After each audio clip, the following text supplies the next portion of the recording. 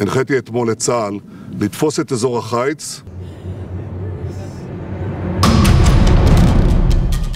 এবার জিম্মি নিয়ে ফিলিস্তিনিদের সাথে বড় বিশ্বাসঘাতকতা করল ইসরায়েল।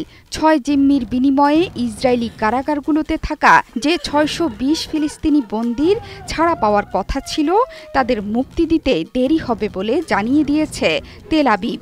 রোববার দেশটির পক্ষ থেকে বলা হয়েছে, ফিলিস্তিনের প্রতিরোধ যোদ্ধারা তাদের শর্ত পূরণ না করা পর্যন্ত ফিলিস্তিনি বন্দীদের মুক্তির পরিকল্পনা স্থগিত থাকবে। শনিবার মুক্তি পাওয়া ইসরায়েলি জিম্মিদের বিনিময়ে এসব ফিলিস্তিনি বন্দীর মুক্তি পাওয়ার কথা ছিল। তাদের মধ্যে ৪৪৫ জনকে যুদ্ধ চলার সময়ে গাজা থেকে ধরে নিয়ে গিয়েছিল ইসরায়েলি বাহিনী। বাকিরা দীর্ঘ সময় ধরে বা কেউ কেউ আজীবন কারাদণ্ড পেয়ে বন্দী আছেন বলে জানিয়েছে ফিলিস্তিনের প্রতিরোধ যোদ্ধারা।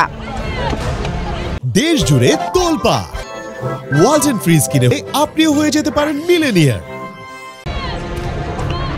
ইসরায়েলি জিম্মিদের মুক্তির বিনিময়ে শনিবারের মধ্যে ফিলিস্তিনি বন্দীরা মুক্তি না পাওয়ায় গাজার ভঙ্গুর যুদ্ধবিরতি চুক্তি নিয়ে বেড়েছে উদ্বেগ। বার্তা সংস্থা রয়টার্স জানায়, রোববার ভোররাতে ইসরায়েলের প্রধানমন্ত্রী বেনিয়ামিন নেতানিয়াহুর দপ্তর থেকে দেওয়া এক বিবৃতিতে বলা হয়েছে, অপমানজনক অনুষ্ঠান ছাড়া পরবর্তী জিম্মিদের মুক্তি নিশ্চিত না করা পর্যন্ত ইসরায়েল ৬২০ ফিলিস্তিনি বন্দীকে পাঠানোর অপেক্ষায় থাকবে। এই বিবৃতিতে হামাসের সাম্প্রতিক জিম্মি হস্তান্তরের ব্যাপারে উল্লেখ করা হয়েছে, যার বিষয়ে জাতিসংঘ কর্মকর্তারা বলেছেন তারা শ্রদ্ধাশীল না থাকায় অনুষ্ঠানটি আন্তর্জাতিক আইনের পরিপন্থী হয়ে উঠেছে। জিম্মিদের মুক্তি দেওয়ার আগে তাদের অনেক মানুষের সামনে মঞ্চে ওঠাচ্ছে ফিলিস্তিনের প্রতিরোধ যোদ্ধারা।